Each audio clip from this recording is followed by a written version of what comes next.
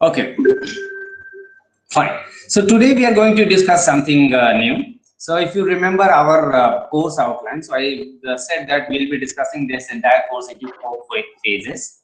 First was overview. Overview was more of a motivation as to why do we need this, and then we discussed something about basic concepts. So basic concepts is what we spent last few classes discussing. So that's where we discussed our 10 of the concepts. And if you remember that within basic concepts, we said that we also will learn a formal process of preparing the financial statement. So this is what we'll start today. So far, what you have been given is just the basic concepts. Once we are done with the process, we will also learn some of the issues involved in managerial discretion. And once we have done that, we will go ahead and finally learn financial statement analysis.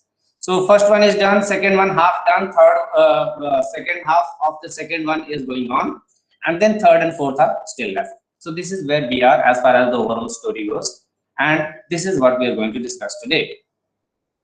Okay.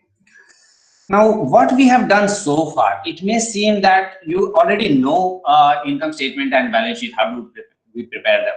Just hold on. Just realize that I have kept both of my cameras on.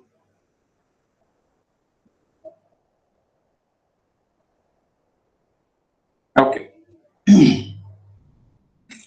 So what we have done so far, if you remember correctly, then just within accounting equation itself, we could fit in our income statement and balance sheet. If we wanted, then every transaction can be added, subtracted into different items within accounting equation.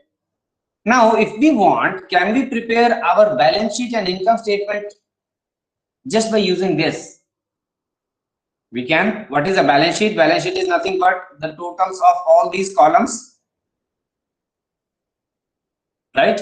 That itself is balance sheet. And if we want to prepare our income statement, can we prepare that? Yes, income statement is nothing but all the pluses and minuses in retained earning. You guys remember what items used to go into the retained earning? All the incomes and expenses. That's all is income statement. So conceptually speaking, we already know how to prepare income statement and balance sheet. Only thing is that we'll still learn this because this one is not the formal way in which income statement and balance sheet is prepared. Why is it so? You need to understand that this process is it predates the invent of computers. So this function or the steps or stages in preparation of financial statement is there with us before computers came in. So when you are doing everything manually, just imagine that only in 10, 15 or 20 transactions when you did for a business, how complicated or messy looking this statement became. Suddenly you would start running out of space. You don't know whether to add this side or that side. Now, because you have infinite capability of inserting new columns in an Excel sheet, it may seem to be very easy. But you can imagine the same process when it was done on a paper and pen.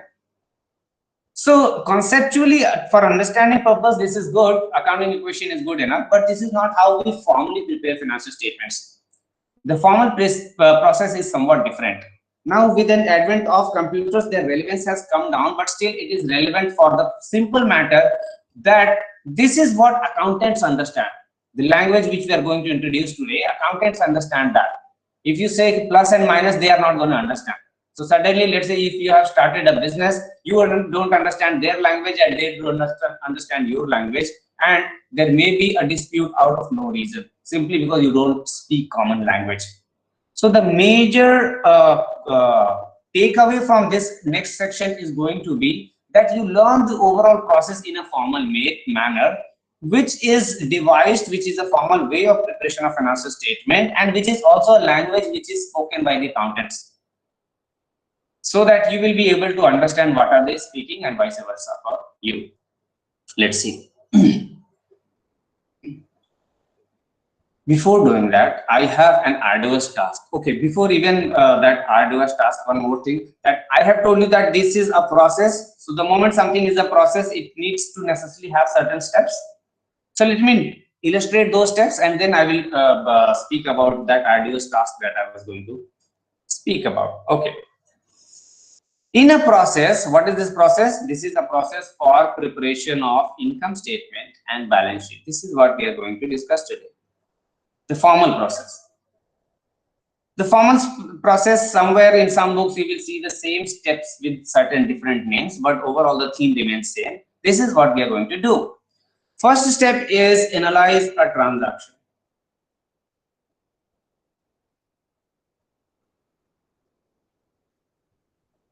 Second step is pass something that is called a journal entry. Third step is prepare something that is called a ledger. Fourth step is prepare something that is called a trial balance. And fifth step is prepare the final statement. By final statements, we mean our income statement and balance sheet. Okay, along with closing entries. So we'll discuss all of these one by one. Closing entries. This is what overall the stages are, the steps are. Now, once again, keep it in mind that the nomenclature or the wordings, depending on which book you read, can be slightly different. Maybe step 5 and 6, 5 will be broken into two parts, 5 and 6. Maybe 4 will be missing or something, but the theme will remain same. Now, let me elaborate what are we going to do. The first point, it may seem more like a filler, that it's almost like 5 mark ka question aa gaya, you don't know enough points, but you need to somehow write 5 points. You say it may seem like that kind of an entry here. Analyze a transaction means what? It so turns out that this is the only tricky part in these entire stages. Once you have analyzed a transaction, rest all are just procedure. Put from here, put it there, take from here, put it there, that's all. So at the end of the day, you will see that this is the only one which really requires your attention. None of the rest of these. Now, what are we going to do in analyzing a transaction? Fortunately for us, what is needed is already understood. In the preparation of understanding all the basic transactions. What we mean by analyzing a transaction? We mean that understand the dual aspect within the transaction. So understand the dual aspect. That find out the two aspects involved. That's all we mean by analyzing a transaction. Once you have understood that, rest of the procedure is fairly just mechanical. That take it from here and put it there, so on and so forth. Let's see. First, what we'll do is that first of all, we'll discuss number 1 and 2 together. So right now we are going to elaborate number 1 and 2, that is analyze a transaction and pass a journal entry. So let's see, elaborate that.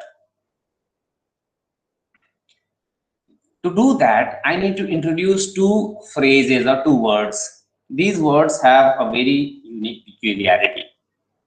I'll mention a word and then we'll have a very small discussion about that. Have you guys heard of this word? Have you ever heard this word? What does it mean? Except for any banking or financial world connotation. Have you heard it in your any other context, day-to-day life, in your day-to-day life? Anyone? Credit means to acknowledge. To acknowledge, okay. What else? Anything else? Can you give us an example?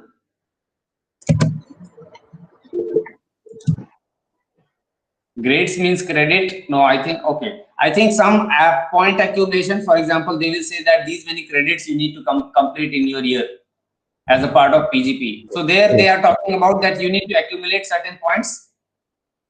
Okay, fine. What else? What is the meaning of the word credit? Yeah, go ahead. So reputation also. Reputation, okay, reputation, fine. What else? Any other meaning?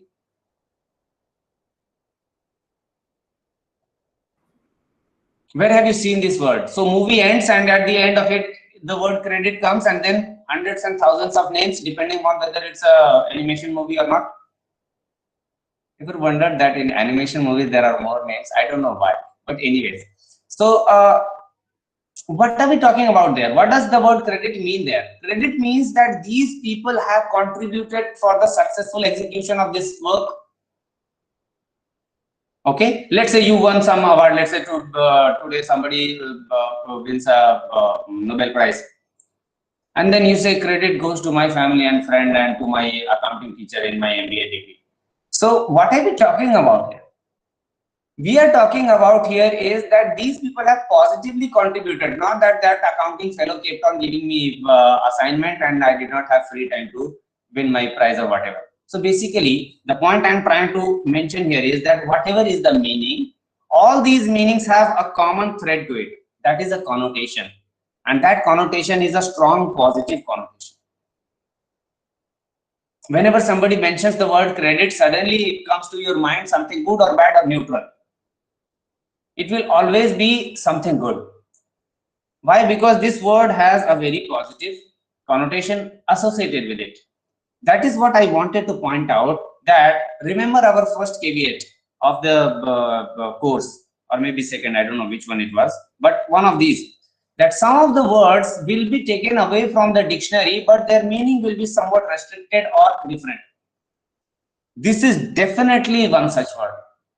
Now onward, when we are going to use the word credit, I don't at all want you to assign its connotation to it.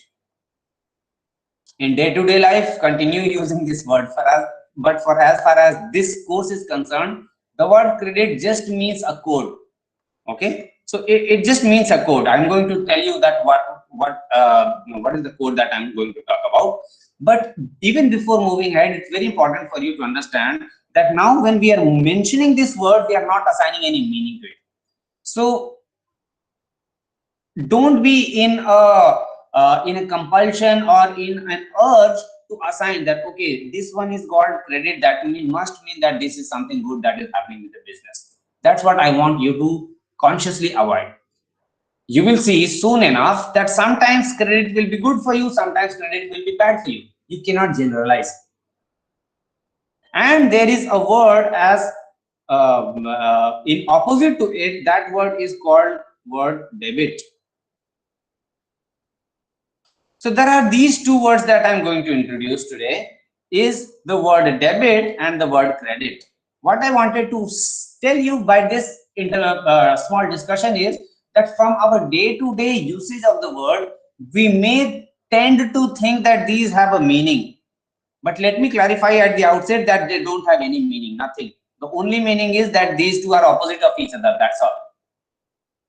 Neither this word mean anything, nor this word mean anything. That's all I want you to freeze it for now. Okay. Now what we'll do is that we will use these words. So because I told you that these words are code, let me write them like a code. So for debit, I will write DR, and for credit, I will write CR. Once again, you will feel an urge to assign a meaning to it. Just stop that urge, and then you will not confuse ever. Let me see what I'm going to talk about. In our accounting equation, what we have done is that any transaction can be bifurcated into two aspects, but these two aspects can be further classified of four types or four nature. That is what I call a lie.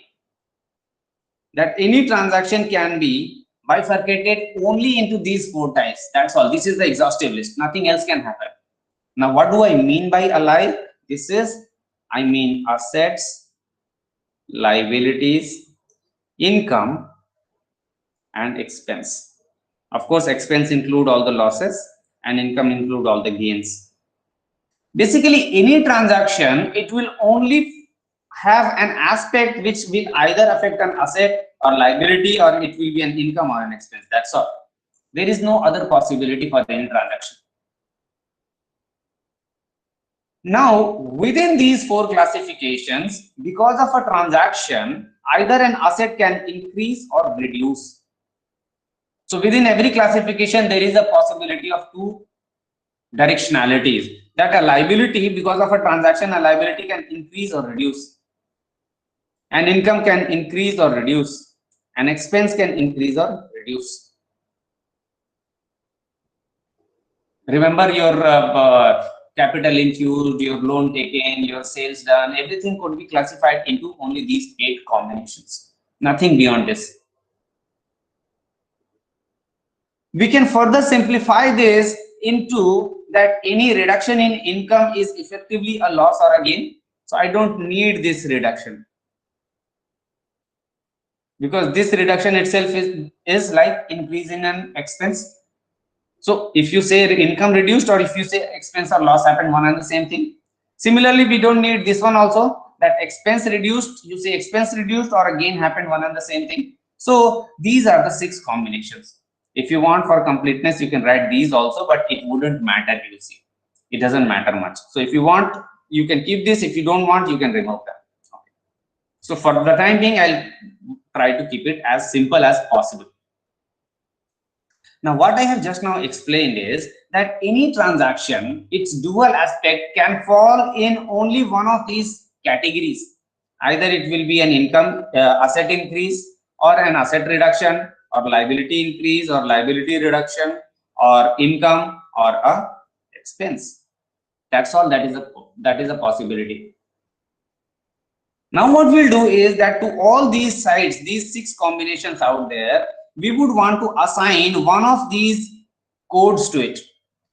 There are 2 codes available to us. One code is called DR, one code is called CR. We would want to assign one of these codes to all of these sides. That's what we are going to do. Okay.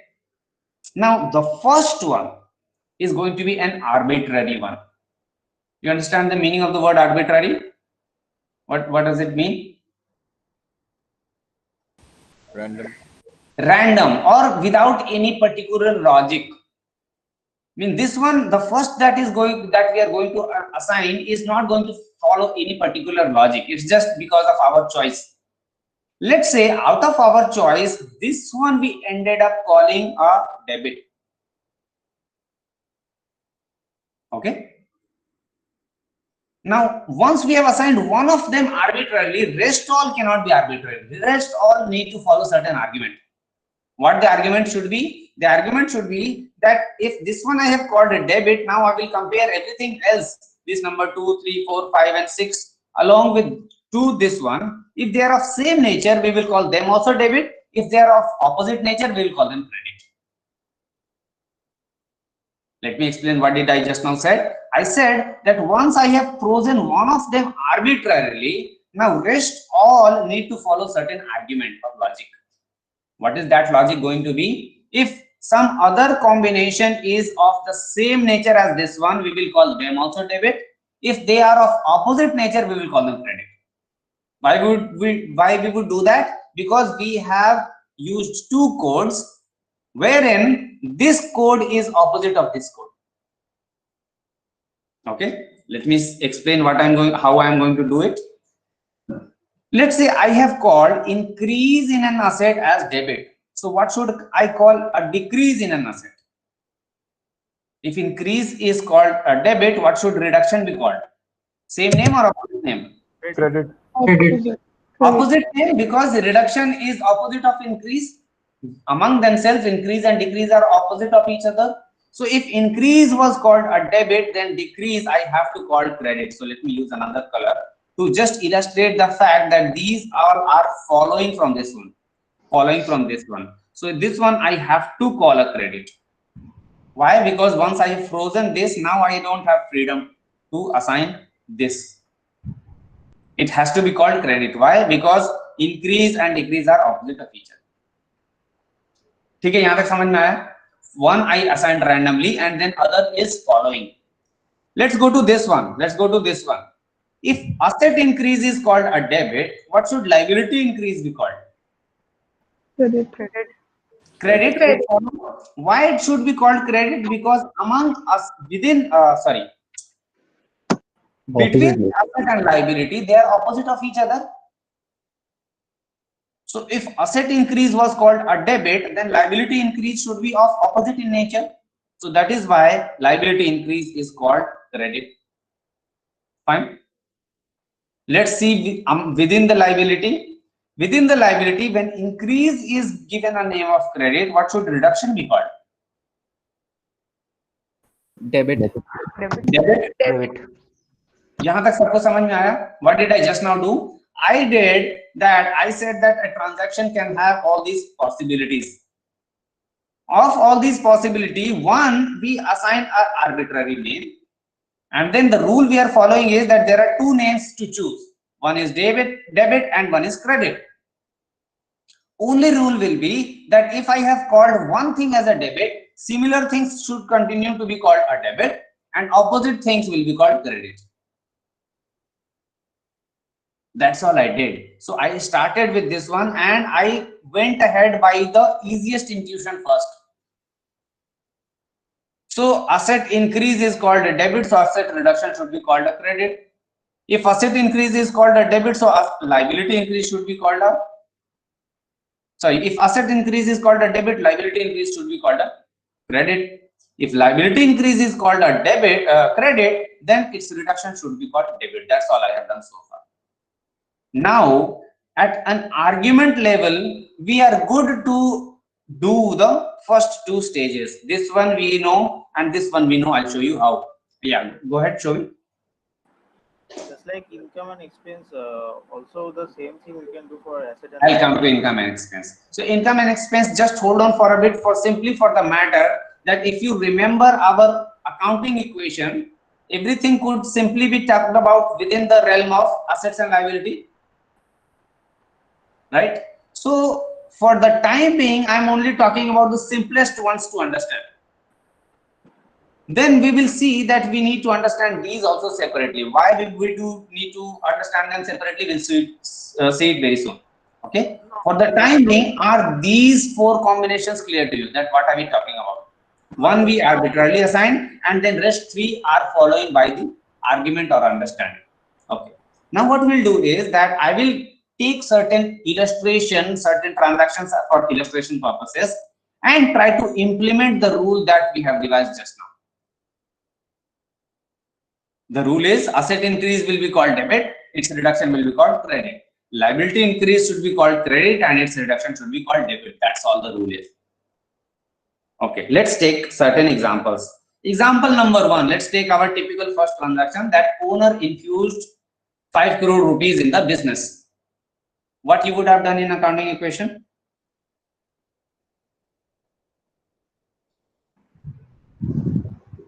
Increase Will increase the capital and the cash. Cash in and the- capital. Increase capital, yes.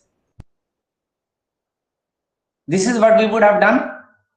Now, suddenly we have identified that two things, that whether this item is affecting an asset or a liability, that is number one, and whether that liability is increasing or decreasing. Fine. So now this one will happen just mentally. You don't need to write it anywhere. This is what I meant when I said that analyze a transaction. So mentally you have figured out that this one will lead to increase in a liability and increase in an asset. Okay. Now which liability and which asset? Cash was the asset which is increasing, and capital is the liability which is reducing, which is increasing. These are the two headings that are getting affected. So I have written both of these names. Now let us refer to our rule that we have just now devised. What is happening to this asset? Is it increasing or reducing? Increasing.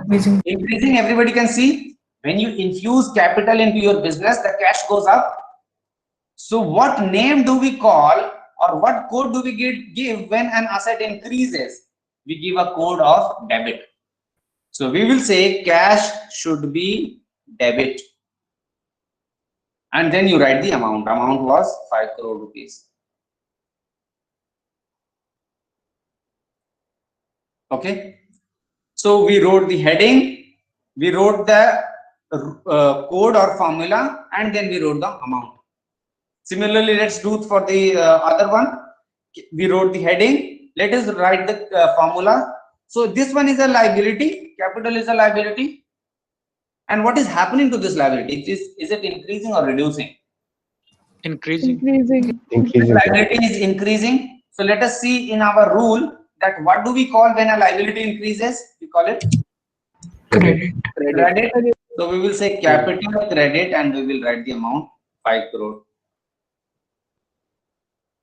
This is a journal entry for the transaction where owner is infusing 5 crore rupees into the business.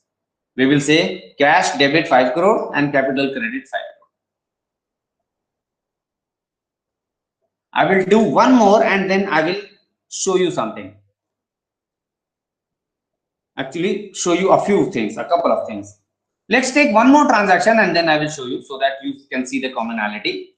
Let's say next one is once again our typical transaction of bank loan taken. Let's say this business has taken 3 crore ka bank loan. What we would have done in the accounting equation? Someone? Account payable and cash. Accounts payable and cash. Okay. ऐसे लोगों के number cut गए होंगे अभी तक quiz में. A liability, Loan cash. Loan and cash. okay. So loan would be a new liability that will get added now, and cash will also get added. Okay, everybody with me here? So let's follow our same pattern. So what I will do is I will write the headings that got affected. Cash got affected and loan got affected. Now cash is increasing and loan is also increasing. So cash is an asset increase. So let us see asset increase. Asset increase should be called a debit. You see that? So see the rule here. Asset increase is called a debit. So I will call cash increase as a debit with the amount 3 crore rupees. Okay. Loan is a liability and liability is increasing.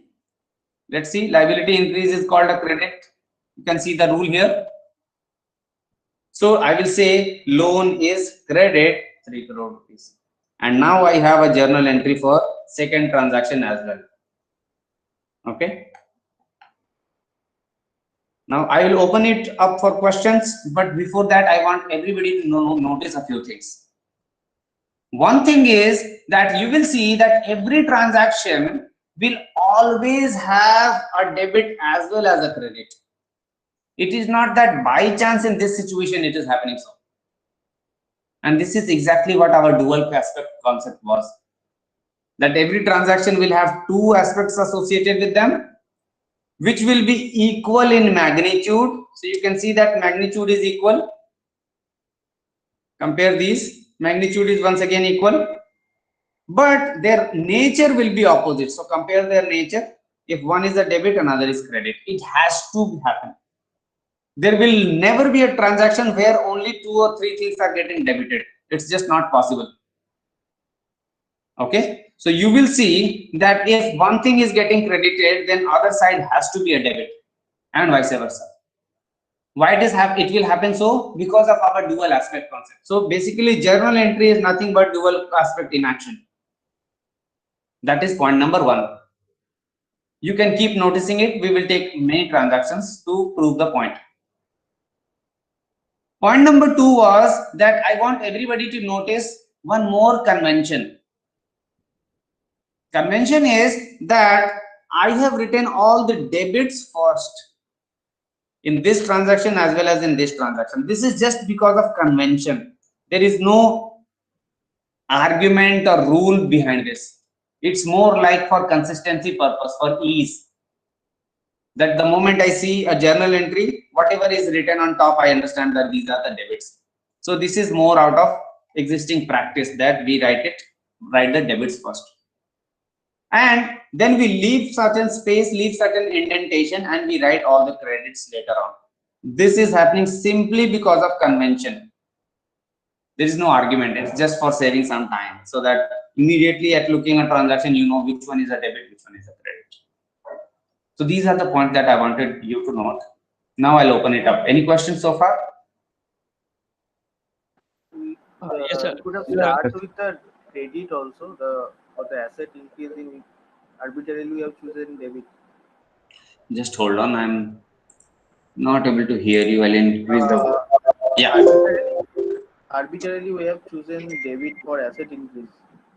So we can also choose credit for that.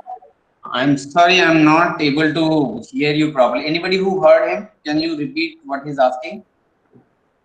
Sir, he's saying that we have chosen debit arbitrarily, right? We can also choose credit in place of that. Okay, fine. So basically the question, okay, perfect. So the first question is that here, the first one I chose debit. If I had ended up choosing credit here, would my system have worked? That's the question, right? Is that the question? It would have worked perfectly well. In fact, who asked this? Shovik. Okay, Shovik Bhattacharya asked this. In fact, let us say Shovik today decides that I don't like these words. So what you can do is you can divide your own two words. Let's say S for Shovik and B for Bhattacharya. You can devise your own code. Only rule you need to fix is that these two terms should be opposite of the nature to each other. And now what you can say is arbitrarily assigned. So you tell me, Shovik, should I write S here or B here? Which one you prefer? Yes. Okay, let's say S here. Now once we have frozen S here arbitrarily, now rest all should follow. That if increase in an asset was called an S, then reduction in an asset has to be called B. Why? Because we have two terms wherein S and B are of opposite nature. Similarly, when you have liability and asset, just can hold you on. please scroll down? We can't see what you're writing. Oh, you can't Can you see? zoom out? Yeah, you can zoom out a bit. Yeah. Zoom out or zoom in. Sir, out. Okay, you can't see what I'm writing. How is it possible? Others, can you see? Change the layout. Change the layout. Yes, sir, we can. Change the Okay, layout. Change the layout. Change the layout. Okay. Spotlight. Yeah, I got Spotlight it. or tripod. Okay. Spotlight मुझे नहीं पता कैसे करते हैं भाई. But let's see. What I'm saying here is, okay, let me write it fresh. Okay, full blank, so that I can show what I'm talking about. We are talking about asset liability. Increase, reduction. What I said is, or rather what Shovik was asking here is that I told this one be called a debit, this one be called credit, this one be called credit, and this one be called debit. His question was, if I would replace this one and this one, because this one was arbitrary, that's what I said, right? If I replace this one with credit, with my system work? I am saying even more general answer than that. Not only this one will work, whatever code you want, you can fix. So there I was trying to illustrate that, let us say we choose the code wherein we are calling all these, the new codes we are devising is, let's say, S and B, where S and B are opposites of each other, and we arbitrarily chose this one as S. Now, once we have called increase in asset as an S, then reduction has to be called B. Why? Because increase and decrease are opposite in nature. Let's look at liability. If increase in liability is called, increase in asset is called an asset, so increase in liability has to be called B. Why? Because liability and asset are opposite to each other. Fine. And by corollary, this one will be called S. Now, our journal entry will look like this. So, cash infused into the business. So cash infused, cash positive, and capital positive. This is how you would have done it into the accounting equation. This is how your journal entry will look like. You will say cash S and capital B. Why? Because capital is increasing and capital is a liability. So by rule, increase in liability will be assigned a name B. So this entire system will work exactly perfectly fine, whatever codes you use. Only thing is that this code, if you want to check whether it's matching with your book or not, there you need to adjust that wherever S is, the book would be mentioning the word debit. Wherever the word B is mentioned, there the book would be mentioning the word credit. That's all. So if you want to match your answers with the book, then only you need to follow this. Otherwise, conceptually, it's all correct. Fine, समझ में आया? This is what. Okay, fine. We will continue to adopt this nomenclature because of convention, because the people who have devised the accounting, they would have also assigned some names, right? It so turned out that they assigned these names. Let me explain what I'm talking about here. Have you guys seen world map? World map सब लोग देखे होंगे. World map is that, let's say this is our North America. Let's say this is your South America. This is your Africa, Madagascar. Then you have your India and Sri Lanka, and then things like that. Here you have Australia. Now, why do we prepare world map like this? Could we have prepared it upside down? Would anything become wrong, incorrect, if we prepare it? No, it will exactly be same because our planet is a round planet. Nobody is coming here with an instruction manual saying that this one is up and that one is down, right? Why we still prepare our map in this manner is because the first few people who prepared the maps, they used this convention. So we stick with it only so that others can compare that what we are doing, what we are talking about. Otherwise, conceptually, even upside down would not have made any difference. That is exactly the thing we are talking about here. That if you end up writing credit here, nothing would become incorrect. Only thing is that now you will not be able to straight away match your answers with that of the book. Then you need to mentally convert that wherever they are mentioning debit, that is my credit, and so on and so forth. For all other practical purposes, conceptual purposes, it's all correct. ठीक है, समझ आया? Why it is correct? Because these words do not mean anything. They are just two codes. These debit and credit are just two codes. So you could have very well used your own code. Don't use it, otherwise you'll get confused. Only conceptually understand that you can. This is not brought because of certain concept. This is just arbitrary. That we wanted to give two opposite names. And first few people who started this double entry system, they used these two words. So we'll stick with it only for the convention. Okay? Yeah, question. Go ahead, Vaishak. Yeah, sir. Whenever in our bank account, when we receive some cash, it is known as credit, and whenever we pay something, it is known as debit. But Yeah. here, whenever we receive cash, it is mentioning as debit. Why there is a contradiction? Okay. So basically, there the point of view is the question that who is receiving and who is paying. Whenever you receive the cash, bank is paying and you are receiving. Not bank, sir. Someone else paying Anybody from their bank account. somewhere you are getting the money. Let's say your employer is paying, right? Yeah. So that is a different nomenclature altogether. That is not the same debit and credit as we are saying, because everywhere the point of view will differ. Okay. For example, let us say salary. Let us take example of salary. When you are talking from the point of view of the business, they will say it as an expense. When you're talking about the business, they will subtract it here. But when you talk about the employee, for the employee, this is an income.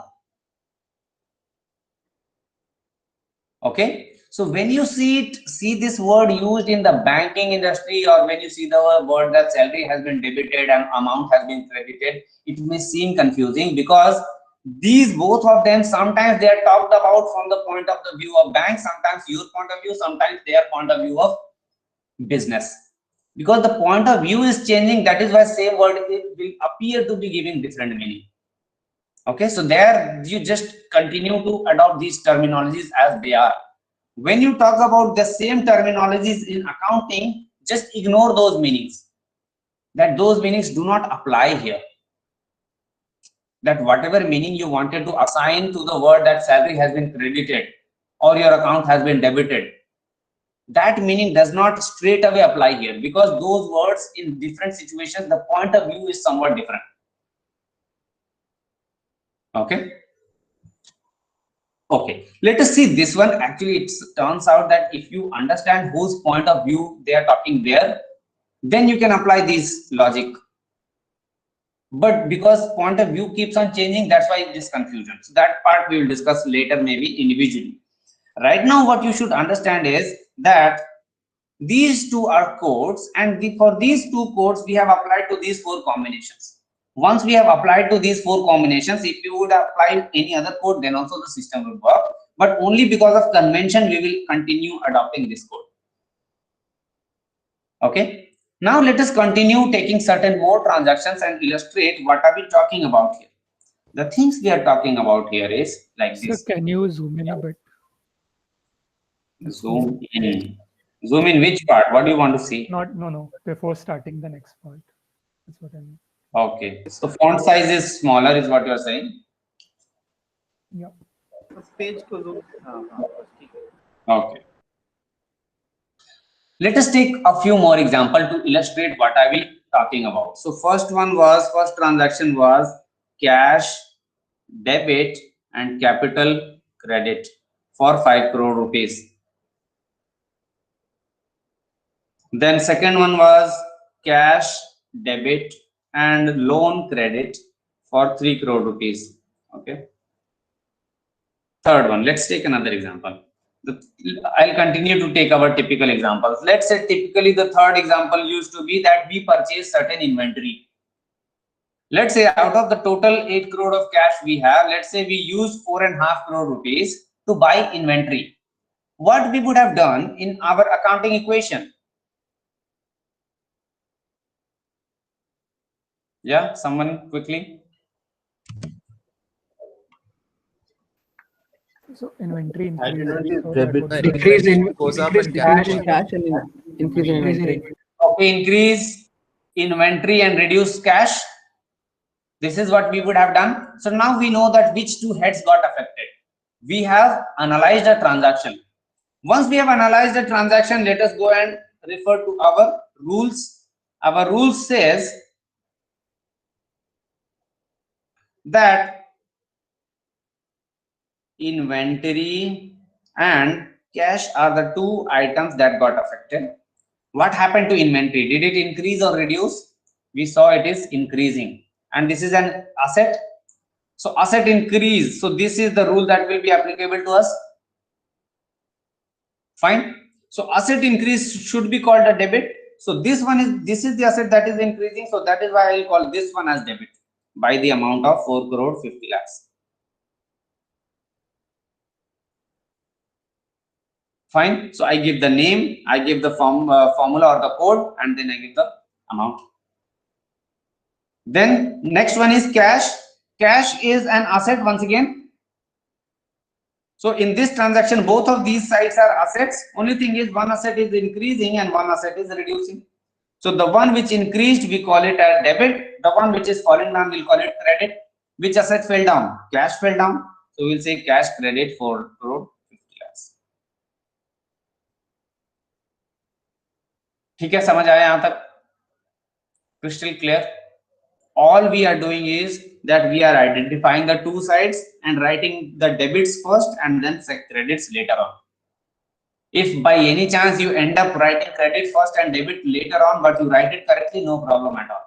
Only thing is that you need to be a little bit extra careful later on when we prepare summary. Okay, we'll see that we will prepare summaries a number of times. Let's say number 4. Number 4 is, let us assume that this business has paid salary of rupees, let's say 60 lakhs. This period, the salary amounted to be 60 lakh and everything has been paid off. What we would do? I'll take this one and then I'll take a question. So how I would have recorded this in the accounting equation? Salary of 60 lakhs, what would I do? Cash decreases and retain earning. Cash decreases and retained earning decreases. This is what I would have done in accounting equation. So let me write both of these. So retained earning is what is reducing and cash is also what is reducing. So retained earning is a liability and this liability is reducing. So the formula or the code should be used is debit. So I will call retained earning debit by the amount of 60 lakhs. Okay. And cash is an asset. So let's see, let us try to locate. So in this 4 combination, this is asset, this is the reduction. So I will call reduction in the cash as credit. Check here. Reduction in the cash is called, asset is called credit. So I will say cash credit 60 lakhs. Notice here once again, this transaction also had a debit and a credit with the same amount. It will always happen so because we have dual aspect concept. Now question, yeah, Shobhit, go ahead. So the question Vaishak mentioned actually for the bank transaction. So can we just say that, like, suppose a money has been credited to my account. So Uh-huh. basically, from bank's points of view, so the cash has been reduced. Hmm. So if cash has been reduced, that is the asset. So Hmm. asset has been, when asset reduced, we say credit. So basically, It is okay. So once again, that banking operation, it's a different use of the same word. So let us not get entangled is what I'm trying to say.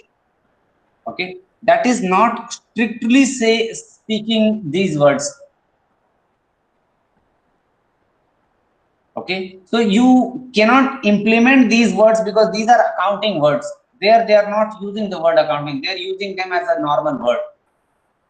By crediting, they want to mean that they are giving you something or you are getting certain points. So as you saw that, I think that discussion I have rubbed it off. But when we discuss these two words, one of the meaning was to accumulate certain points.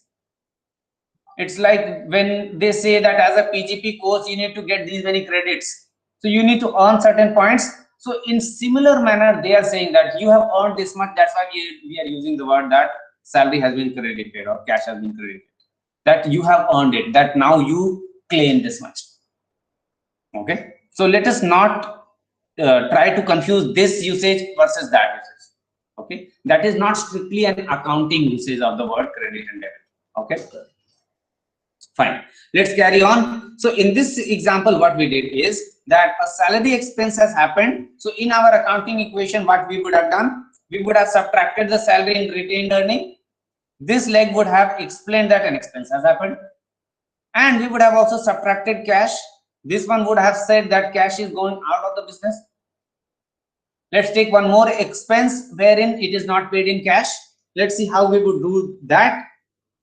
Let us assume that rent expense for the period was 25 lakhs, but the business has not paid it yet. Okay, so they have consumed benefit of the premises. Rent expense amounts to 25 lakhs, but they have not paid it yet. How we would have entered this in our accounting equation?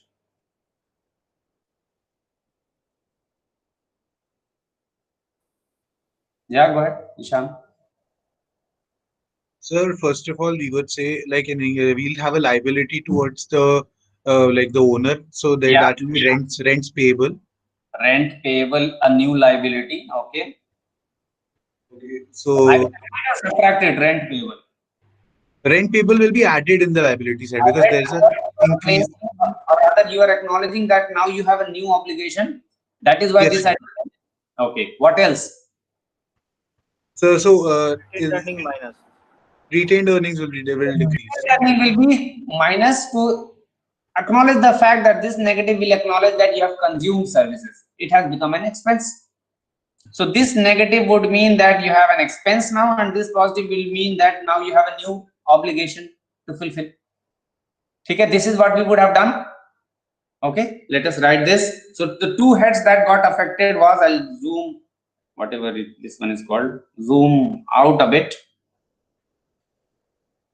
Retained earning is the one head, retained earning is the one head, and rent payable is the another head, rent payable.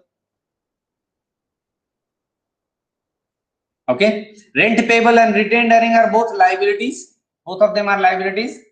One liability is increasing and one is falling down.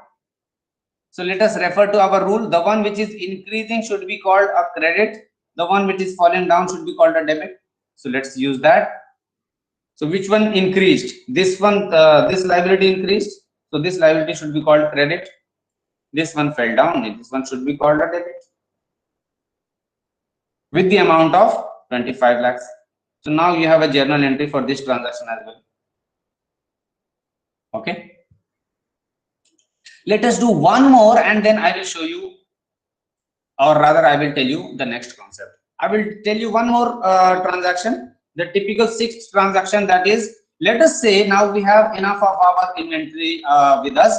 Let us sell something at profit. Let's say 20 lakh worth of inventory has been sold off for 27 lakhs cash. Okay, the transaction is 20 lakh worth of inventory has been sold off for 27 lakh cash, what we would do? Let us first of all see what we would do for this in accounting equation. What we would have done, someone tell me the cost part of this transaction, then we'll do the revenue part. Cost part, what we will do? So your inventory would go down by 20 lakhs. Inventory down by 20, okay. And retained earnings down by 20 minus. And retained earning minus by 20, okay, fine. What else? Somebody give me the revenue part of this transaction. So we add 27 in cash and we add 27 in retained earnings. Add 27 retained earnings. This is what we would have done. Fine.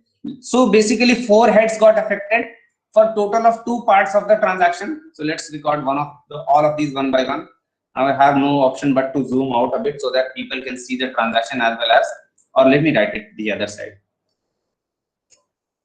Okay, I'll write it here. So let me record the cost part first. So cost part, what has happened? Inventory and inventory consumed are the 2 aspects. So inventory is the asset, or rather retained earning. So let's call retained earning and inventory. Retained earning is an. Can you repeat one, sir? Sorry, come again. Can you repeat this part? Basically, whenever there is a sale, I have told you that if you are giving some goods away with the sale also, then in one transaction there are 2 things that are happening. That is, a revenue is getting generated and an expense is getting incurred. So right now I'm doing the journal entry for the expense part, wherein you have recorded the fact that 20 lakh worth of inventory is gone. Got it, sir. Okay, so for that, the things are that my retained earning fell down and my inventory fell down. So let me write my rule here just in case you have forgotten. So increase in asset should be called debit, reduction should be called credit, increase in liability should be called credit, and its reduction should be called debit. This is the rule. So let us try to match retained earning and negative. So liability reduction is what we are talking about here. Debit. So let's see the formula for liability reduction. It should be called a debit. So let's call it a debit. Okay. And we are talking about inventory falling down. So basically we are talking about asset falling down, asset reduction. So let's check formula for asset reduction. Asset reduction should be called credit. So let me call this one as credit. With what value? With value of 20 lakhs. Okay. This, let me call this one as entry 6A. So there will be one more entry 6B. There I will record this revenue leg of the transaction. So what has happened? You have gotten an asset called cash and your retained earning went up. So the 2 heads that got affected are retained earning and cash, right? So let me write retained earning and cash. What happened to both of these? Retained earning went up and cash also went up. Let us refer to our formula. So retained earning is a liability. Liability going up should be called a credit. So let me call retained earning as credit. Okay. And cash is an asset. So asset going up is debit. So let me call cash as debit. 27 lakhs. Okay. So these are the 2 journal entries when you do the same. 20 lakh का चीज 27 में बेच दिया. 20 lakhs of goods have been sold off for 27 lakhs. These 2 record back. Okay. Any issues in the journal entry? Okay, fine. All we have done is we have consistently followed this formula. Now let me point out something to you. In fact, 2 things here I want to point out. One thing we have already noticed long back is that all these pluses and minuses in retained earnings itself are nothing but income and expenses. Fine. Now we want a separate statement for income and expenses, right? Why do we want it? Because this is a very crucial information for us. We would want to know that what were the reasons because of which we generated resource or lost resources. We want to know this. so that we can control that. Should we reduce the salary? Should we hire cheaper rental premises?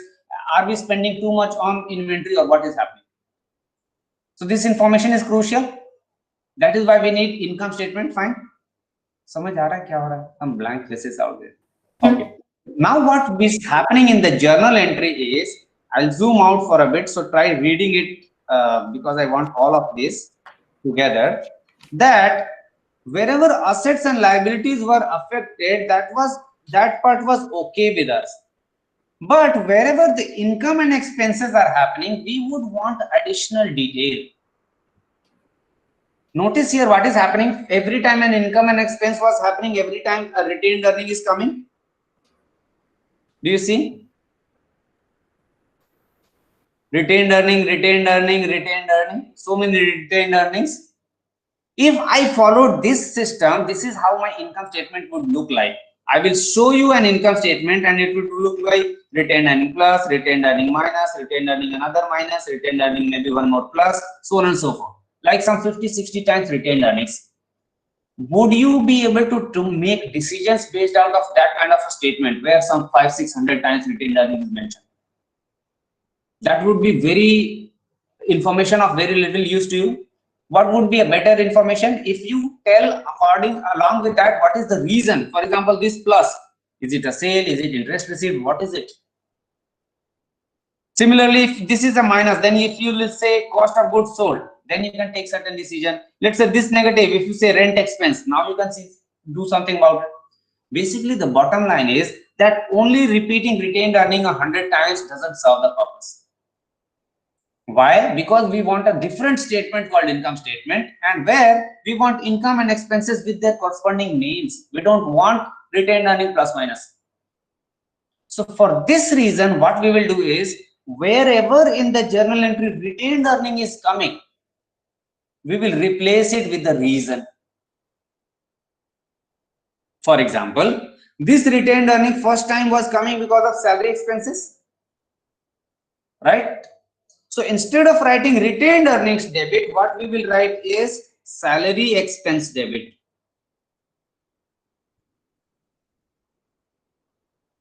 Similarly, this second one was rent expense. So instead of writing retained earning debit, we will write rent expense debit. Okay. Similarly here, instead of writing retained earning debit, we will write the reason. This reason was what? Inventory consumed. You guys remember that this one is inventory consumed. Do we have a specific name for inventory consumed? That name is called cost of goods sold. I have introduced this term to you, right? Cost of goods sold introduced kiya hai. So inventory consumed has a special name to it. We call it cost of goods sold. Introduced kiya hai, good. If not, then learn it now. So we will say this one as cost of goods sold expense debit. Okay. Similarly, here retained earning is coming once again. So instead of writing retained earning, we would want to give the reason. This reason is a new income or revenue is happening to the business, right? So this income you would want to give the name. Typically, these are the two words given to this name. Either they are called sales or revenue. Both are interchangeably used. So sales credit.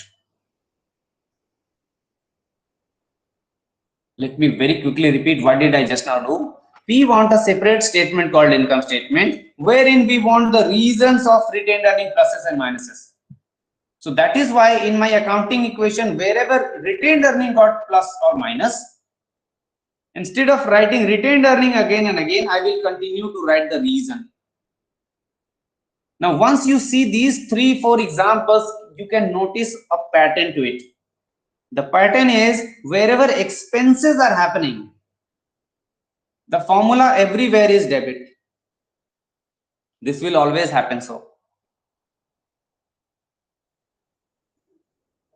Why? Because expenses reduce retained earning, and retained earning is a liability. So expense and reduction in liability should have same name. So that is why expenses will always be debit. And by corollary, you can understand that what would revenue or income be.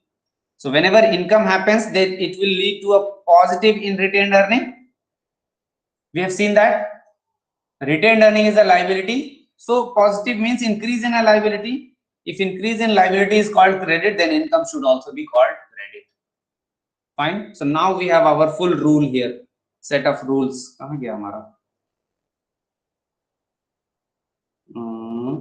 think I rubbed it off. Okay, here. So in our rules, this much what we had already discussed, this debit, this credit, and this debit. Now we also have rules for income increase should be called what? Income increase should necessarily be called credit. Why? Because it has the same effect as of increase in a liability. And increase in an expense should be called a debit. Why? Because it has the same effect as reduction in a liability. Which liability to be precise? Retained earnings. So now this is our full set of rules. This much. Let me write it fresh somewhere. So set of rules is income, expense, asset, liability, increase, reduction, increase, reduction, increase, reduction, increase, reduction. So debit, credit, credit, debit, credit, debit, debit, credit. If you want, you can ignore these two parts because they doesn't mean anything on their own. So this is the full set of our rules. Okay. Fine. Any questions? Okay, perfect. So we'll stop here and we'll take a few more transactions tomorrow, and then we'll see that how do we take rest of the steps. So right now, if you remember that this was a 5-stage process and we are still understanding the first 2 stages. Where are my stages? Yeah, here. Number 1 and 2, we are still doing number 1 and 2. So 3, 4 and 5 we will demonstrate tomorrow. Okay. Fine. Chalo, see you guys tomorrow. Bye. Thank you, sir. Thank you, sir. Thank you, sir. Thank you, sir. Thank you, sir. Thank you, sir. So, Yeah. so if you wanted to practice journal entries, does this book have answers at the back? Not for all. In fact, for practicing purposes, even you can use the RNS book. Okay. And from that, it has more practice questions as well as solved examples. So maybe as a combination of 2 of them, you can find more transactions. Okay. On top of that, once I am done with the topic, also I will send you some solved examples. So let the topic get covered, and then you will have more things to look. Okay. For now, if you want to move ahead and practice, then solved examples are the best ones from both the books. Sir, a small doubt. Yeah. Whenever there is an increase in asset, we will assign it as a debit. Yes. It's, sir, always like fixed. If there is an increase in asset, we have to assign it a debit. Yes, it is fixed because of convention. It is not fixed because of any concept. Okay. That people who devised these settings, they called it debit, so that is why we are calling debit as well. Okay. Yes. Thank you. Yeah. Yeah.